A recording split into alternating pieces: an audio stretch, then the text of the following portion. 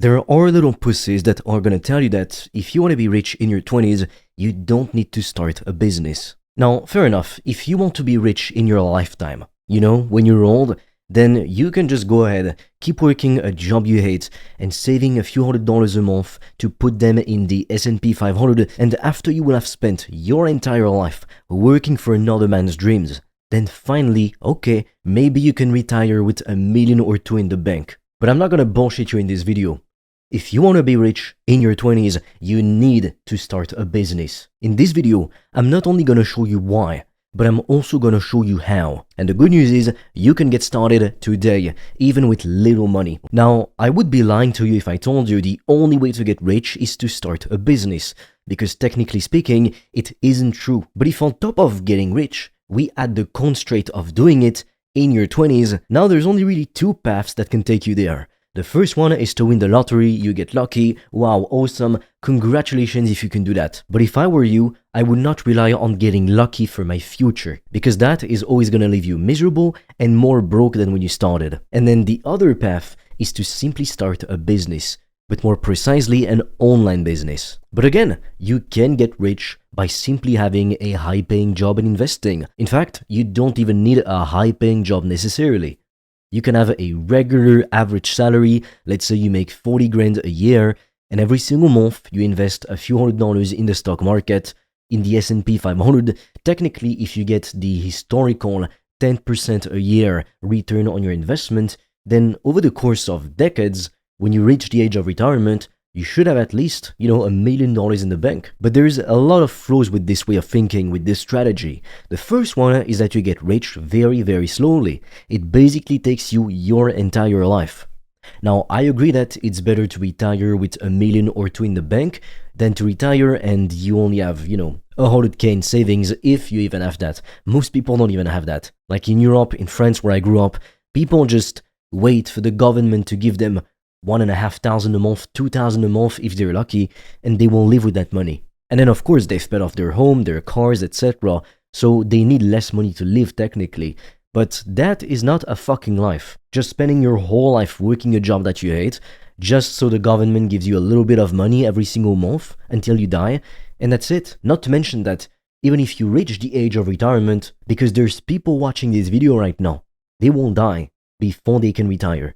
And yeah, sure, it's rare, like let's be honest, most people do become old, but I can't tell you how many stories I heard, around me of people who died young, in their 30s, at 50. So you can't stare at me right now and guarantee me this person isn't gonna be you.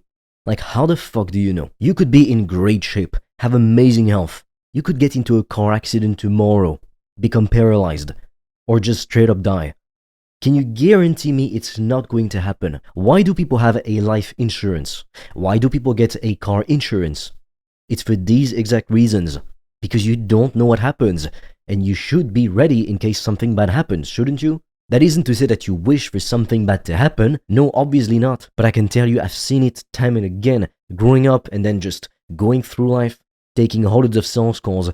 People who say, I'll just wait until I leave later, I'll wait until X or Y circumstances improve, and then I'll do the thing that I really wanted to do. Do you know how these people end up? Poor, and they die miserable. That is not what I wish for you, because life can be so beautiful if you just have the courage, the balls to follow your dreams. Most people don't, and that's fine. We're not all meant to be at the top. But if you're still watching this, you're not like every other retard who clicked off not even 30 seconds in the video and who went on to watch, I don't know, PewDiePie or literally anything else. OnlyFans content, for fuck's sake. So that tells me you are more ambitious than the average person. You are cut out for this. But the truth is, you are probably too smart for your own good. You think too much. You overplan everything.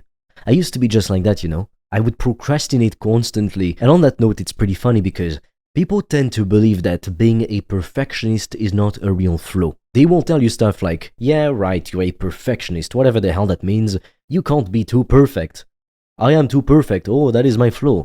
That's not what being a perfectionist means. When you are a true perfectionist, you don't even take action because you want everything to be perfect before you start. But then because you don't start, you basically guarantee failure. You are paralyzed. So that flow is gonna destroy you if you don't fix it. I trained myself over the course of years to simply be in the habit of taking massive daily action. I no longer script my videos word for word anymore.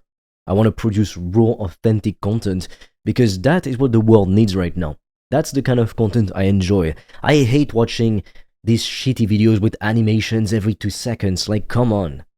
Are you a child? Picture this. You are driving. Do you wait for every single traffic light on your path to turn green and then you start driving? No, obviously not.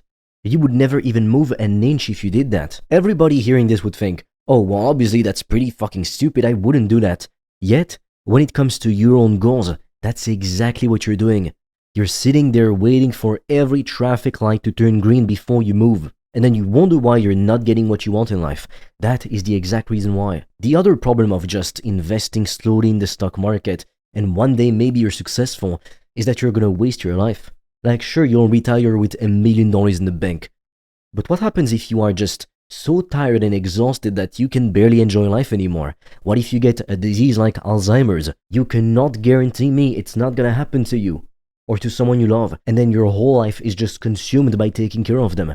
It happens to more people than you think. You are not the exception which life will shield in all situations. So it sickens me to see people just thinking they will finally live in the future instead of living now, instead of chasing their dreams now. And the other problem with this approach is that you don't necessarily do something that you love. Like, let's be honest, what is life for most people?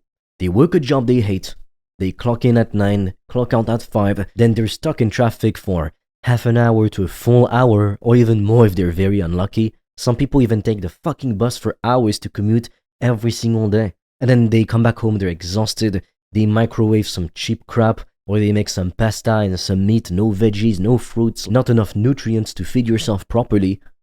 They're sleep deprived because they spend all night watching Netflix because they want an escape from their job they hate. That's life for most people. This is fucking miserable.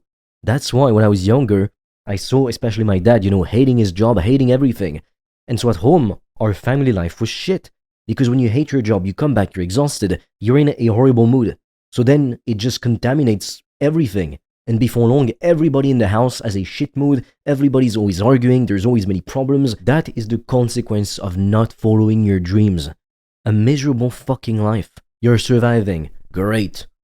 But are you alive? So if you want a mentor, you want to learn from somebody who's done this very successfully, as you can see, like take a look at those fucking numbers. You can just click the link in the description below. There's a quick free training, but most importantly, book a free one-to-one call with me. On that call, I'm gonna give you a custom step-by-step game plan so you can start selling online courses, even if you don't know what your course should be about, even if you work a lot already, you don't have that much time, etc. I'm gonna show you everything, and you don't even have to pay for it. If it's a good fit, we might work together, you might become a part of my paid program, but even if it's not, you're gonna walk away with clarity on exactly what to do, a step-by-step plan. Like, where else are you gonna find that for free? So if I were you, I would click on the link in the description below, book my free call, and get my free step-by-step plan before all the spots are taken. Because I'm pretty busy, like, I don't take 10 calls a day or whatever. I don't have that many spots.